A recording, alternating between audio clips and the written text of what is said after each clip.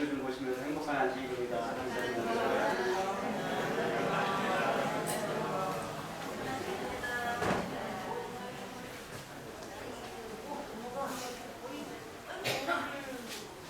우리 원동호 형제가 참 오랜만에 뵙겠습니다.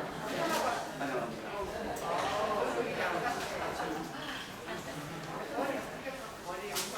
모르시는 분들이 좀 계실 것 같아서 우리 집사님 인사 좀 하시면 좋을 것 같아요. 김지영 집사님 잠깐 일어서서 인사 좀 해주십시오. 모르시는 분들이 계실 것 같아요. 네, 환영합니다.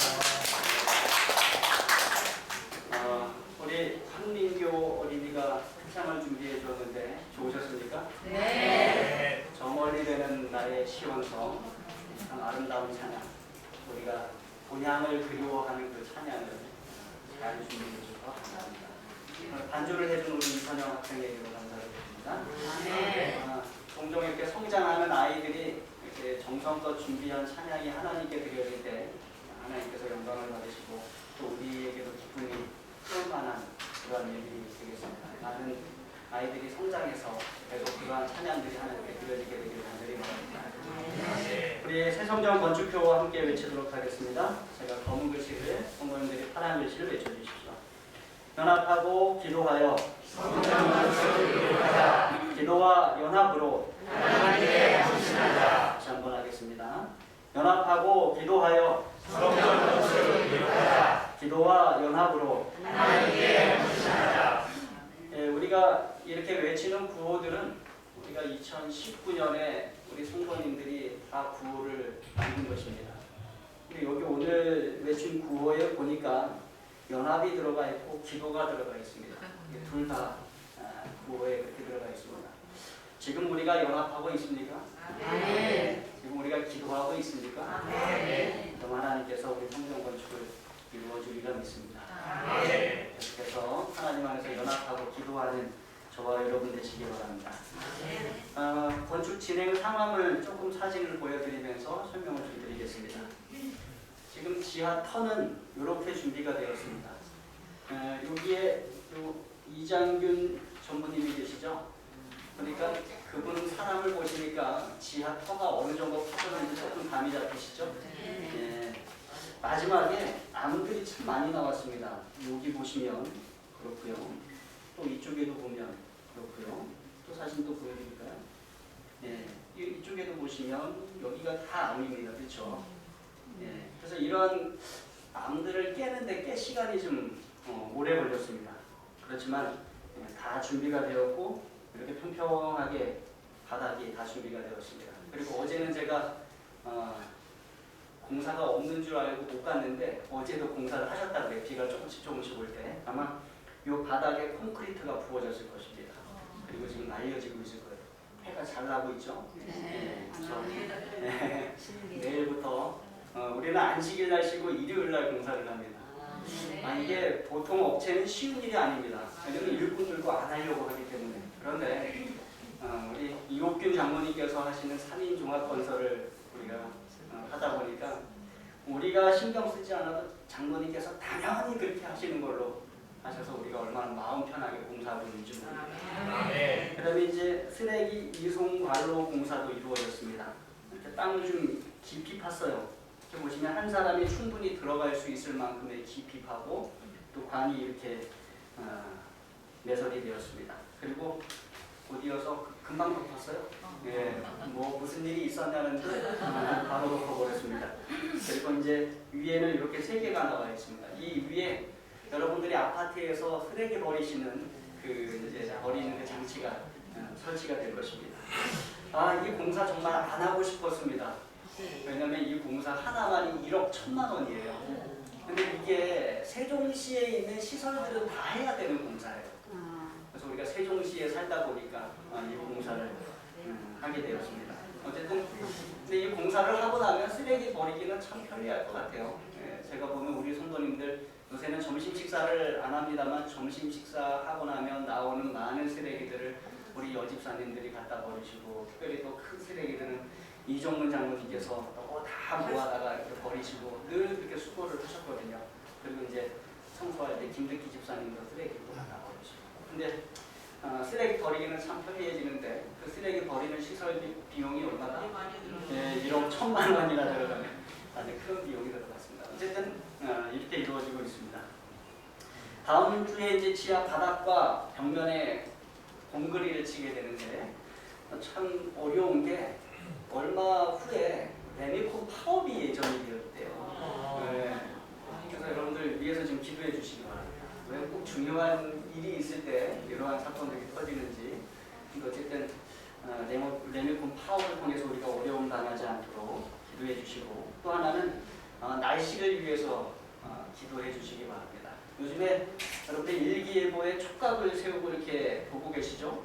근데 장마가 어떻게 된다고 합니까? 늦게 온다. 네, 늦게 온다고 해요. 뭐 때문에 그런 것 같아요? 네, 이스라엘 군사 때문에 그런 것 같아요. 어쨌든 늦게 오고 좀 짧아지기를 우리가 좀 하겠습니다. 여러분 기도를 좀 많이 해주시기 바랍니다. 이제 데살로니가전서 4장 9절로 12절 말씀을 다시 한번 교독하도록 하겠습니다. 제가 홀수절을 읽고 성도님들이 짝수절을 읽으십시오. 데살로니가전서 4장 9절로 12절 9절 말씀 제가 읽겠습니다. 형제 사랑에 관하여는 너희에게 쓸 것이 없음은 너희들 자신이 하나님의 가르치심을 받아 서로 사랑하니라. 너희가 마게도냐 모든 형제에 대하여 과연 이것을 행하도다. 형제들아 고나노니 더욱 그렇게 행하고 또 너희에게 명한 것 같이 조용히 자기 일을 하고 너희 손으로 일하기를 힘쓰라. 이는 유대인에 대하여 단정히 행하고 또한 아무 궁핍함이 없게 하려 함이라. 네, 오늘 본문의 말씀 4장 9절로 12절의 말씀인데요. 이 배경이 되는 성경절은 여전히 3절입니다. 3절 말씀 함께 읽겠습니다. 시작. 하나님의 뜻은 이것이니 너희의 거룩함이라. 우리는 지난 몇 시간 동안 하나님께서 우리에게 원하시는 것이 무엇인가에 대해서 말씀을 나눴어요. 하나님께서 우리에게 원하시는 것이 무엇이라고 말씀하세요? 거룩함. 너희의 거룩함이다 라고 말씀하십니다. 거룩하신 하나님께서 하나님의 아들과 딸 되는 우리에게도 거룩함을 요구하고 계시는 것이에요. 하나님 닮은 거룩한 삶을 이 땅에서 살기 원하시는 것입니다. 죄에서 분리되어 하나님을 향하여 살기를 하나님께서 바라고 계시는 것입니다. 그래서 우리는 어떻게 거룩한 삶을 살아갈 수 있을지 여러 시간 은혜를 나누었고요. 또 왜 그렇게 거룩하게 살아야 되는지 그 이유에 대해서도 말씀을 나눴습니다. 근데 오늘 말씀에서 이어지는데 말씀을 보면 우리의 일상생활에서도 하나님 닮은 거룩한 삶이 이어져야 한다. 성경은 우리에게 말씀하고 있어요. 특별히 이 데살로니가 교회 교인들은 임박한 예수님의 재림을 기다리고 있었어요. 지금 우리도 그들과 다를 바 없이 임박한 예수님의 재림을 기다리며 살고 있는데 데살로니가 교인들이 정말로 임박한 예수님의 재림을 기다리고 살았습니다. 예수님의 재림을 기다리는 그리스도인들은 어떻게 살아야 하는가라는 것이 그들의 가장 큰 의문점 중에 하나였습니다. 그런데 오늘 말씀을 통하여 성경이 우리에게 아주 실제적인 교훈들을 줍니다. 바울이 그것을 기록했고 성령 하나님께서는 바울을 통하여 그 내용들을 가르치고 계시는 것입니다. 그러면 예수님의 재림을 기다리는 그리스도인들은 어떻게 그들의 삶을 살아야 하는가 말씀을 통해서 좀 찾아보겠습니다. 첫 번째 9절과 10절의 말씀을 다시 한번 읽으면요. 형제 사랑에 관하여는 너희에게 쓸 것이 없음은 너희들 자신이 하나님의 가르치심을 받아 서로 사랑합니다. 너희가 온 마게도냐 모든 형제에 대하여 과연 이것을 행하도다. 형제들아 권하노니 더욱 그렇게 행하고. 재림을 기다리는 그리스도인들은 어떻게 살아야 되는가? 첫 번째는 형제를 사랑하며 살아라 라고 말씀하고 계세요. 형제를 사랑하며 살아라. 그러면서 마지막에 말하기를 더욱 그렇게 행하라. 이렇게 얘기합니다. 형제를 사랑하되 어떻게 하라? 더욱 사랑하라. 짧게 요약하면 서로 더욱 사랑하라. 이것이 실제적인 건데 두 번째입니다. 두 번째와 세 번째와 네 번째는 11절에 다 몰려 있습니다. 11절을 다시 읽어보시면 또 너희에게 명한 것 같이 조용히 자기 일을 하고 너희 손으로 일하기를 힘쓰라. 이렇게 말씀합니다. 우리나라 말로는 약간 두리뭉실해져 있는데요. 이것을 원어와 영어로 좀 번역된 것을 보면 두 번째, 세 번째, 네 번째가 이렇게 나옵니다. 두 번째, 조용한 삶을 살아라. 이렇게 조용히 이렇게 나와 있죠, 우리나라 말에는. 그럼 세 번째, 자기 일을 하라. 그리고 네 번째, 너희 손으로 일하기를 힘쓰라. 정리하면 이렇습니다. 거룩한 삶을 위한 네 가지 권고. 첫 번째 뭐예요? 네, 서로 더욱 사랑하라. 두 번째 뭐예요? 네, 조용한 삶을 살아라. 세 번째, 자기 일을 해라. 네 번째, 자기 손으로 일하라. 우리가 이 권고들을 읽으면서 아니 왜 이러한 아주 실제적이고 기본적이고 아주 단순한 권고들이 이 데살로니가 교회에게 주어졌는가라고 우리가 좀 의아하게 생각할 수 있습니다. 왜 그런가 하면 이 데살로니가 교회는 처음부터 칭찬받는 교회였기 때문에 그래요. 우리가 먼저 살펴봤던 말씀을 잠시 좀 살펴보겠습니다. 데살로니가전서 1장 3절로 4절을 보면 바울이 그 교회를 칭찬합니다. 3절 4절 말씀 읽겠습니다. 제가 3절 읽고 여러분 4절 읽어주십시오. 너희의 믿음의 역사와 사랑의 수고와 우리 주 예수 그리스도에 대한 소망의 인내를 우리 하나님 아버지 앞에서 끊임없이 기억하미니 하나님의 사랑하심을 받은 형제들아 너희를 택하심을 알아라. 여기 이 부분을 보면 바울이 데살로니가 교회를 칭찬합니다. 너희에게 뭐가 있다? 믿음의 역사가 있다. 너희에게 사랑의 수고가 있다. 또 너희에게 뭐가 있다?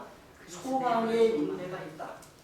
하나님께서 너희를 택하셨고 하나님께서 너희를 사랑하신다라고 칭찬하고 있어요. 제가 이 성경 구절이 너무 좋아서 이 올해 표어를 이렇게 만든 것입니다. 네, 하나님을 기쁘시게 하는 교회. 그래서 첫 번째 뭐가 있는 교회? 네, 믿음의 역사가 있는 교회. 두 번째 뭐가 있는 교회? 사랑의 수고가 있는 교회. 세 번째 재림의 소망을 가진 교회. 이렇게 정했습니다. 그래서 우리 교회는 올해 믿음의 역사를 가지게 될 것입니다. 우리 믿음의 가장 큰 역사가 무엇일까요? 성경은 우리의 성전은 우리의 믿음으로 지어지는 믿음의 역사입니다. 우리 교회는 사랑의 수고가 많은, 사랑의 헌신과 봉사가 많은 그러한 교회가 될 것입니다. 또 무엇보다도 우리는 재림의 소망을 가진 교회, 재림의 소망으로 인내하는 교회가 될 것입니다. 데살로니가 교회는 이미 그런 교회였다는 것입니다. 그래서 바울이 아주 크게 칭찬합니다. 1장과 2장에 거쳐서 바울이 아주 크게 칭찬하는데 여기 4장 이 부분에 와서 아주 내용이 180도 바뀌어서 권고하고 있는 거예요. 권고하는데 아주 기본적이고 단순한 권고들을 바울이 하고 있습니다. 첫 번째 뭐예요? 서로 사랑하라. 두 번째 뭐예요? 조용한 삶을 살아라. 세 번째 뭐예요? 자기 일을 하라. 네 번째 무엇입니까? 자기 손으로 일하라. 이러한 권고들이 주어졌다는 것은 그 교회에 그렇지 않은 일들이 있었다는 것입니다. 서로 더욱 사랑하라 라고 하니까 그 교회에 뭐가 부족한 게 보였던 거예요? 사랑이 부족한 게 보였던 것입니다. 또 두 번째 조용한 삶을 살아라 라고 권고하는 거 보니까 뭐가 부족했어요? 시끄럽게 살았어요. 네. 세 번째 자기 일을 하라라는 권고가 주어진 거 보니까 뭐예요? 자기 일을 안 하는 사람들이 있었던 것입니다. 네 번째 자기 손으로 일하라 라고 말하는 거 보니까 자기 손으로 일 안 하는 사람들이 있었던 것을 보게 됩니다. 그래서 우리 이 권고가 우리 교회에게도 참 필요한 권고임을, 마지막 예수님의 재림을 기다리며 살아가는 우리에게도 필요한 권고임을 우리가 보게 되는 것입니다. 여러분, 이 데살로니가 교회는 참 기본적이고 단순하고 또 적극적이고 진취적이고 역동적인 그런 교회였습니다. 이 교회 역사를 짧게 살펴보면 바울은 그 일함과 더불어 데살로니가 교회에 들어가서 복음을 전하는데 아주 짧게 있었습니다. 약 3주에서 한 달, 길면은 모르겠습니다. 한 2달 있었을까요? 그런데 그 짧은 순간에 데살로니가 도시에 수많은 사람들이 복음을 아주 빨리, 아주 신속하게 받아들였어요. 그리고 교회가 세워졌습니다. 하나님의 백성이 됩니다. 그리고 그들은 참되고 진실했고 역동적이고 진취적이고 적극적이었습니다. 그래서 그들은 열심으로 자신들의 복음을 전하는데 자신들이 속한 마게도냐 지역뿐만 아니라 그 아래 지역, 아가야 지역까지 그들의 소문이 날 정도로 아주 아름답고 좋은 교회였어요. 저는 우리가 그런 교회 되기를 간절히 바랍니다. 그런데 1장 10절에 이렇게 말씀합니다. 함께 읽겠습니다. 시작. 또 죽은 자들 가운데서 다시 살리신 그의 아들이 하늘로부터 강림하실 것을 너희가 어떻게 기다리는지를 아니 이는 장래에 도하실 그렇게 신앙생활을 하면서 가장 크게 기다리는 것이 있었는데 그것은 십자가에서 죽으셨다가 부활하시고 승천하신 예수 그리스도가 다시 오시는 것을 그들이 기다리고 있는 것입니다. 아멘. 바울이 그들과 함께 있을 때에 그들에게 예수 그리스도의 재림에 대하여 가르쳤고 그들은 그렇게 예수 그리스도의 재림을 기다리는 것을 배웠습니다. 바울은 자신의 살아생전에 재림하시는 예수님을 볼 수 있을 것이라고 기대했어요. 그리고 데살로니가 교회 교인들에게도 그렇게 가르친 것입니다. 그럴 수 있었던 것은 예수님께서 그날과 그 시는 어떻다고 말씀하셨어요? 아무도 없다. 하나님 외에 그 아들도 모른다라고 말씀하셨기 때문에 그러니까 바울도 모르고 있었고 그들은 그저 예수님의 재림이 하루빨리 이루어지기를 기다리고 있었어요. 그들은 열정적으로 기다렸어요. 데살로니가 후서 2장 1절로 3절의 말씀 읽어보겠습니다. 1절 제가 읽고 2절 읽어주십시오. 3절 함께 읽겠습니다. 형제들아 우리가 너희에게 구하는 것은 우리 주 예수 그리스도의 강림하심과 우리가 그 앞에 모임에 관하여 영으로나 또는 말로나 또는 우리에게서 받았다는 편지로나 주의 날이 이르렀다고 해서 쉽게 마음이 흔들리거나 두려워하거나 하지 말아야 한다는 것이라. 3절 시작. 누가 어떻게 하여도 너희가 미혹되지 말라. 먼저 배교할 일이 있고 저 불법의 사람 곧 멸망의 아들이 나타나기 전에는 그날이 이르지 아니하리니. 그러니까 그들이 열광적으로 예수님의 재림을 기다리는데 그러면서 그들이 잘못된 소식이나 가르침과 이론을 통해서 미혹을 받는 일들이 일어나고 흔들림이 일어나고 두려워하는 자들이 일어나게 되었다는 것입니다. 예수님의 재림을 기다리는데 그들 가운데 어려움이 발생한 것입니다. 그와 동일한 일이 오늘날 우리에게도 일어납니까? 네, 우리에게도 일어납니다. 다시 말하면 예수님의 재림을 너무 열정적으로 고대하다 보니까 오히려 두려움 속에서 잘못된 길로 들어서는 성도들이 많았다는 것입니다. 그리고 실제적으로 역사적으로도 그러한 잘못된 일들이 계속해서 일어났습니다. 시기를 정하고 너무나 큰 흥분과 열정 속에서 예수님의 재림을 기다리면서 삶의 일상적인 의무들을 버리고 잘못된 길로 돌아서는 것입니다. 이해가 되시죠? 예수님 곧 오십니다. 뭐하러 세상의 삶에 그렇게 연연하여 삽니까? 모든 삶을 정리하고 주님 맞을 준비하고 우리가 저 산에 들어가서 사십시다. 주님을 기다리며 사십시다. 그분은 곧 오실 것입니다. 그렇게 말하면서 그들의 마음이 이미 하늘과 천국에 가 있어요. 더 이상 이 세상의 것들에 대하여 미련이 없어요. 그래서 예수님의 재림에만 관심을 쏟고 이 세상의 일상적인 삶의 의무들을 등한시하고 그렇게 살아가는 것입니다. 각 시대를 통하여 그러한 사람들이 있었어요. 예수님께서 곧 재림하실 텐데 의대가 뭐 필요합니까? 그래서 우리나라 의대가 없어요. 참 애석한 일입니다. 예수님께서 재림하실 때 뭐 공부를 그렇게 시킵니까? 그래서 예전에 자녀들 공부시키는 것 안 하신 분들이 꽤 많아요.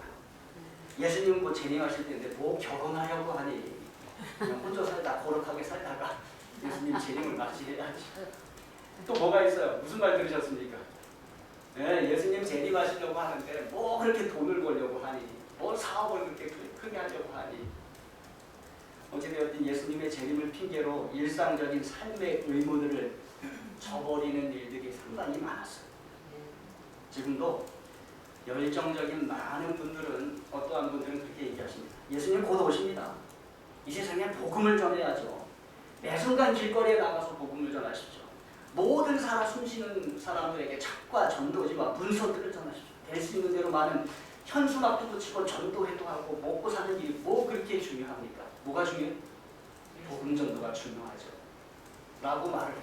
그러면 우리는 정말 그게 맞는 것 같고 그렇게 해야만 하는 것 같이 생각해요. 그런데 오늘 말씀을 보니까 바울은 그렇게 말하지 않았어요. 바울은 뭐라고 말해요? 형제 사랑에 관하여 하는 너희에게 쓸 것이 없으면 너희들 자신이 하나님의 가르침을 받아 서로 사랑합니다. 너희가 온 마게도냐 모든 형제에 대하여 가연 이것을 행하도다. 형제들아 권하노니 더욱 뭐하라? 그렇게 해라. 더욱 서로 사랑하라. 11절에 또 너희에게 명한 것 같이 어떻게 해라?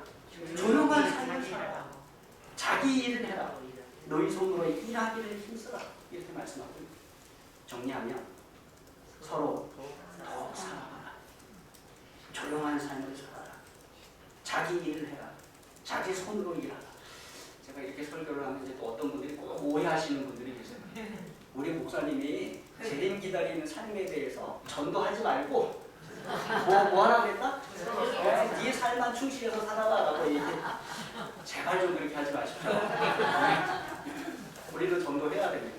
그러나 자기 삶에 충실하게 예수님을 기다리는 삶도 우리에게 필요함을 여러분 기억하시기 바랍니다. 하나님 믿는다고 신앙생활한다고 일상적인 삶의 의무들을 등한시해서 타탄한 가정들이 많아요. 어려워진 관계들이 많습니다.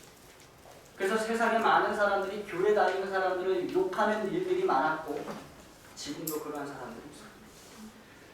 그럼 우리가 기억해야 될 것이 하나 있는데 하나님은 어떠한 상황에서도 패닉 상태에 빠지지 않으신다는 거예요. 무슨 말이냐면 어떠한 일이 발생하더라도 하나님은 공포에 사로잡히시거나 혼란스러워하시거나 당황하시는 하나님이 아니라 우리는 하나님의 그 성품을 반영하는 자 되어야 돼요. 세상에 여러 일들이 일어날 수 있어요.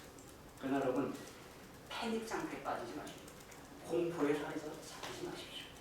하나님의 성품을 받아 오히려 편안함 가운데 그 사건을 하나님 안에서 바라보시기 바랍니다. 우리의 일상의 의무들을 하고 가정을 돌보고 또 이웃들을 사랑하는 일들을 우리가 해나가야 하는 것입니다. 하나님은 재림을 기다리는 우리의 삶이 흔들리지 않는, 그래서 이 세상에 누구든 우리를 신뢰할 수 있는 그러한 삶을 우리가 살아가길 원하십니다. 우리가 먼저 신뢰받을 만한, 믿을 만한 사람이 되어야 여러분 전도할 수 있음을 기억하십시오. 우리가 먼저 신뢰할 만한 사람이 되어야 사람들이 우리에게 오고 우리의 말을 듣는다는 것을 기억하시기 바랍니다. 그래서 우리가 살아가는 이 세상이 비록 쉽게 동요하고 쉽게 요동치는 또 쉽게 혼란스러워지는 그러한 세상이지만 여러분들은 하나님 안에서 굳건한 잘 서 있는 그러한 삶을 사시게 되길 간절히 바랍니다. 우리 말씀을 좀 하나하나씩 좀 살펴보도록 하겠습니다. 첫 번째, 더욱 사랑하라라는 말씀입니다. 마지막 때 예수님의 재림을 기다리면서 우리가 해야 할 첫 번째 일은 서로 더욱 사랑하는 것이에요. 서로 더욱 사랑하는 것. 근데 우리가 이거 많이 믿고 삽니다. 우리가 재림이 가까웠으니까 성경은 많이 연구해야 된다라고 이야기하고 그래서 여러 집회들도 만들고 기도회도 만들고 그런데 뭘 자꾸 잊어버리고 살 때가 많아요. 사랑하고 이해하고 보듬어주고 하는 것 잊어버릴 때가 오히려 많아요. 오히려 야단치고 어떻게 하면 좀 뭔가를 좀 할까 하는 그러한 생각들을 할 때가 많다는 것입니다. 그러나 여러분 우리가 더욱 사랑해야 돼요. 근데 여기 놀라운 말씀을 바울이 좀 하고 있습니다. 형제 사랑에 관하여는 너희에게 쓸 것이 없다라고 이야기하면서 뭐라고 하냐면 너희들 자신이 하나님의 가르치심을 받아 뭐한다 서로? 서로 사랑하고 있다 이렇게 얘기해요. 성도 자신이 하나님의 가르침을 받아 사랑하게 될 수 있는가? 로마서 5장 5절을 이렇게 말씀합니다. 함께 읽겠습니다. 시작. 소망이 우리를 부끄럽게 하지 아니하면 우리에게 주신 성령으로 말미암아 하나님의 사랑이 우리 마음에 부음하게 되니. 이 말씀을 통해서 확인하셨죠? 우리에게 주신 성령으로 말미암아 무엇이? 네, 하나님의 사랑이 우리 마음에 부음받는다 이렇게 말씀합니다. 그러니까 우리가 진실된 하나님의 자녀가 되면 하나님의 사랑이 우리 마음에 부어진다는 것이죠. 서로 사랑하게 된다는 것이죠. 어떻게? 성령 하나님으로 말미암아. 그러니까 하나님께서 어떻게 이 사람들을 서로 사랑하도록 가르치셨는가? 무엇을 통해서? 성령으로 말미암아. 성령 하나님을 통하여 우리가 예수 그리스도를 개인의 구주로 믿고 하나님의 자녀가 되면 성령 하나님께서 우리의 삶에 오셔서 우리 가운데 머무시면서 우리에게 무엇을 부어주시는 거예요? 하나님의 사랑을 부어주시는 거예요. 그래서 우리가 사랑하게 된다는 것입니다. 이런 질문을 할 수 있어요. 그런데 사랑하지 않는 그리스도인은 어떻게 된 것입니까? 사랑하지 않는 그리스도인. 성경이 우리에게 가르치는 것은요. 사랑하지 않는 그리스도인은 있을 수 없다는 것입니다. 그럼 사랑하지 않는 그리스도인은 뭐예요? 잘못되었다. 요한일서에 있는 말씀 보겠습니다. 요한일서 2장 9절로 11절. 제가 9절 읽고 10절 읽어주십시오. 11절 함께 읽겠습니다. 빛 가운데 있다 하면서 그 형제를 미워하는 자는 지금까지 어디에 있어요? 어둠에 있는 자를. 10절 읽어주십시오.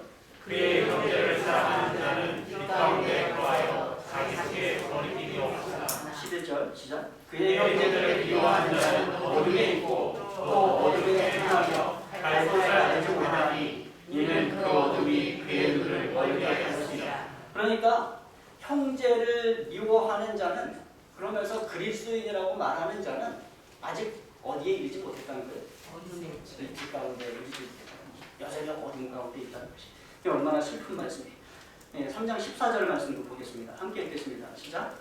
우리는 형제를 사랑하고 사망에서 오며 생명으로 들어간 줄을 알거니와 사랑하지 아니하는 자는 사망에 몰려오리라. 그러니까 사랑, 형제를 사랑하는 것이 중요합니까?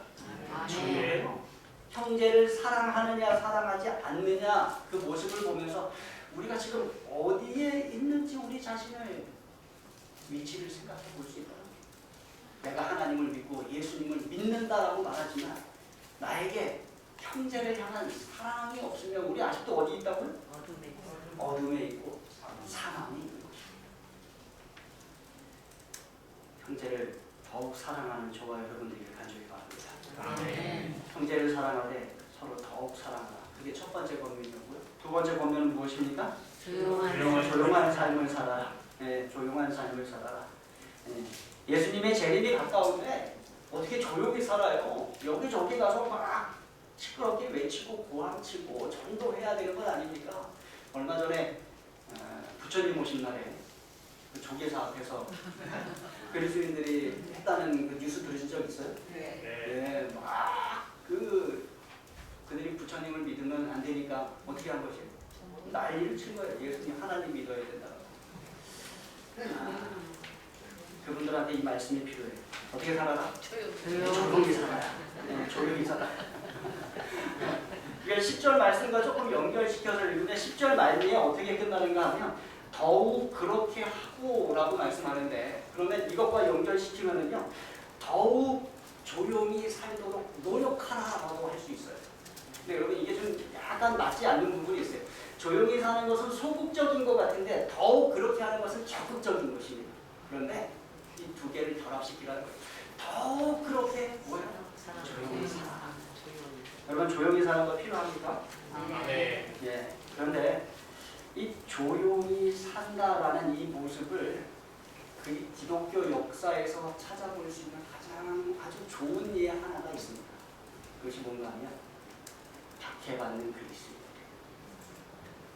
아무 시대 때 박해받는 그리스도인들이 그들이 아무 죄가 없었음에도 불구하고 박해받을 때 어떻게 받았다고요? 조용히 받았어요.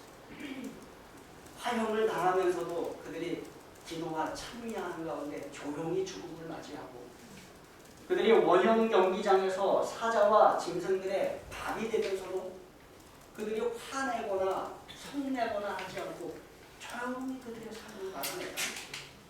어떻게 살아? 조용히 살아. 아이러니하게도 복음은 그렇게 조용히 사는 그들의 삶을 통하여 더 크게 증가했음을 여러분 기억하시기 바랍니다. 아멘. 복음이 우리가 시끄럽게 전한다고 큰 소리로 전한다고 크게 증가되는 건 아닙니다. 오히려 조용히 평안하고 평화로운 삶을 차분히 살아갈 때, 아름다운 그리스도인의 삶을 살아갈 때 복음이 증가될 수 있음을 기억하시기 바랍니다. 아멘. 세 번째, 뭐하라? 자기 일을 하라. 예수님이 곧 오실지라도 뭐해라? 자기 일을 해라. 좀 이기적으로 들릴지 몰라요. 그러나 여러분 자기 일을 하는 것은 조용히 자기 일을 하는 것은 정말로 필요합니다. 왜 이러한 권고가 나왔는가? 그 배경을 좀 살펴보면 데살로니가에 보낸 두 번째 편지 데살로니가 후서 3장 10절로 12절까지 있는 말씀을 읽겠습니다. 제가 10절 읽고 여러분 12절 읽어주십시오. 12절 함께 읽겠습니다.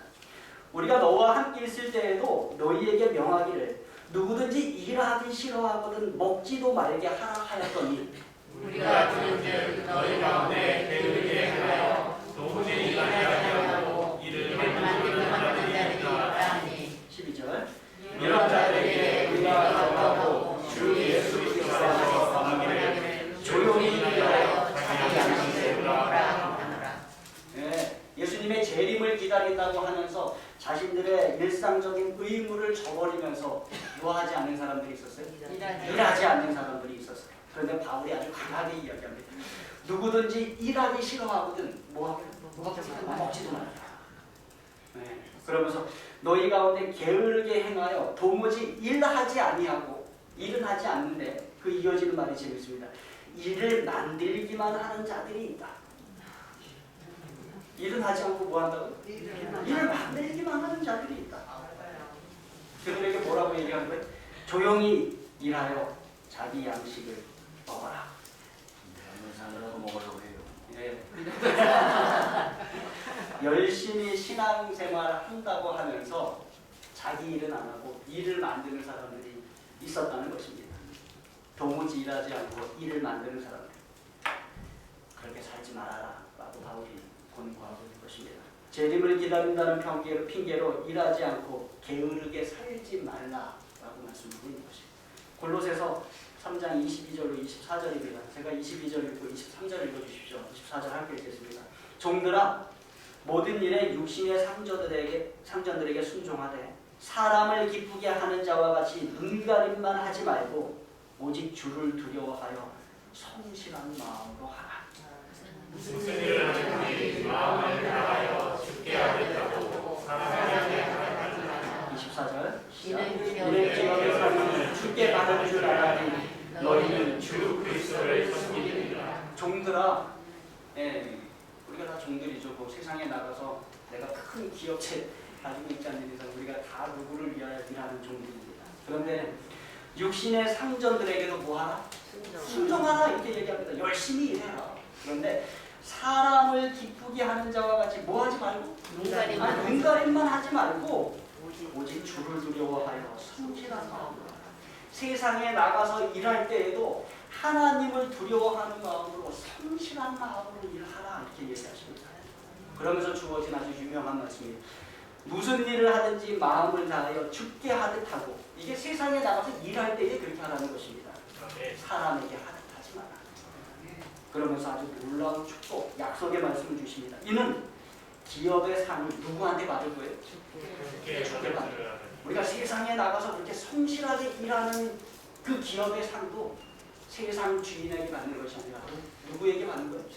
하나님에게 받으시는 것입니다. 왜냐하면 너희는 주 그리스도를 섬기느니라. 우리는 예수 그리스도를 우리의 주님으로 섬기는 사람들이기 때문이다. 그래서 뭐 해야 돼? 자기 일을 해야 돼. 조용히 자기 일을 해야 되는 것입니다. 네 번째입니다. 뭐하라? 자기 손으로 일하라. 뭐 앞에도 일하라 나왔는데 일하라가 아마 일을 안 하는 사람들이 상당히 많았던 것 같아요. 자기 손으로 일하라 이렇게 얘기합니다. 당시 복음을 전한다는 명목으로 일을 안 하고 무의도식하려는 사람들이 있었습니다. 그러나 여러분 바울은 복음을 전하며 자신의 손으로 천막을 만들어 생계를 유지했어요. 예수님도 공생애를 시작하시기 전까지 목수 일을 하셨습니다. 벽돌도 쌓고 뭐도 하셨어요? 나무도 깎고 집을 짓고 성전도 짓고 하는 그러한 일들을 다 하셨던 것입니다. 그렇게 배운 그리스도인들은 항상 품위 있게 노동을 하는 사람들이었어요. 당시 대부분의 그리스도인들이 손으로 일하는 사람들이었기 때문에 바울은 그들에게 너희 손으로 일하기를 힘쓰라 라고 해서 권면하고 있는 것입니다. 여러분 요새 젊은이들의 꿈이 뭔지 아세요? 일찍 은퇴하는 거. 일찍 은퇴하는 거. 일찍 은퇴하려면 어떻게 해야 됩니까?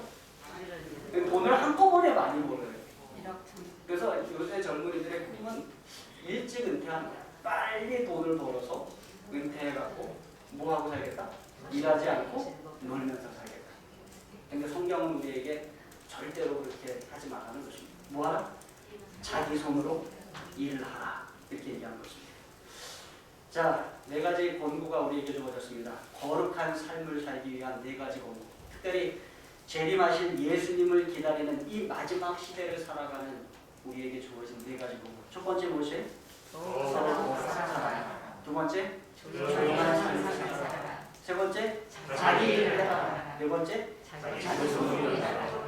그렇게 됐을 때 결과가 있어요. 그게 12절 말씀입니다. 12절 함께 읽겠습니다. 시작. 이는 외인에 대하여 단정히 행하고 또한 아무 궁핍함이 대하여 하느니라. 두 가지 결과가 이르러 옵니다. 첫 번째는 외인에 대하여 단정히 행하는 모습을 보이게 됩니다.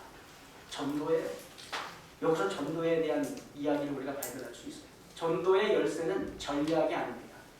전도의 열쇠는 전도지나 파워포인트나 전도 기법이나 전도 프로그램이나 어떤 서비스로 이루어지는 것이 아니에요.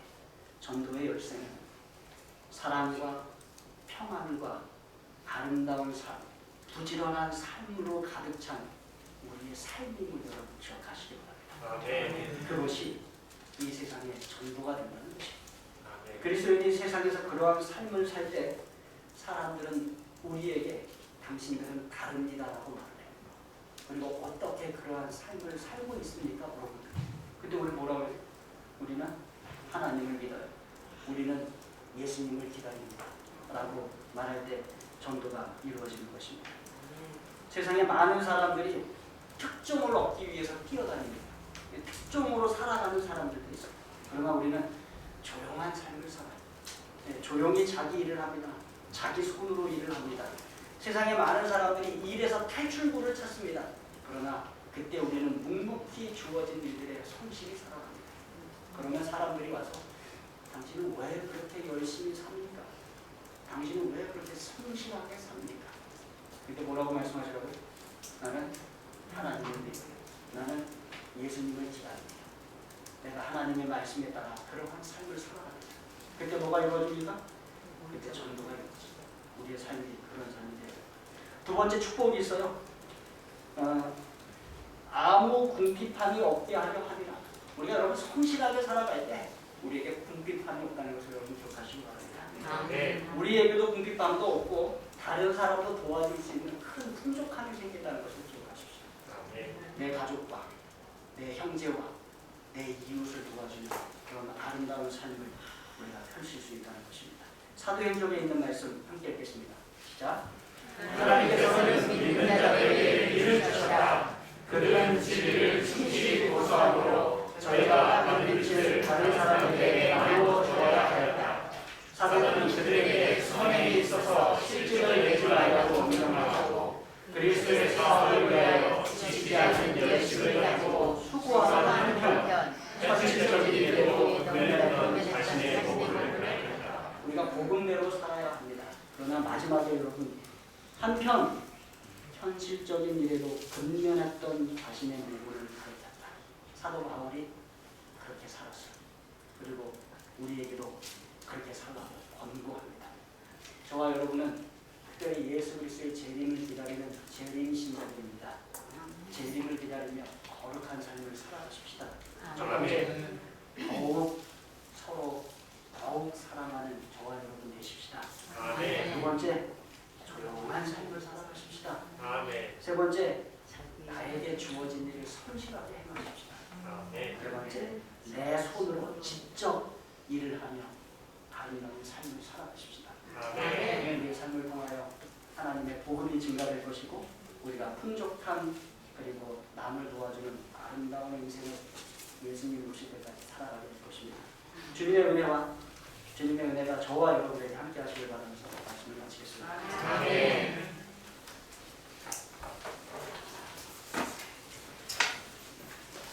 헌금에 관한 권면입니다. 그러므로 형제들아 내가 하나님의 모든 자비하심으로 너희를 권하노니 너희 몸을 하나님이 기뻐하시는 거룩한 산 제물로 드리라. 이는 너희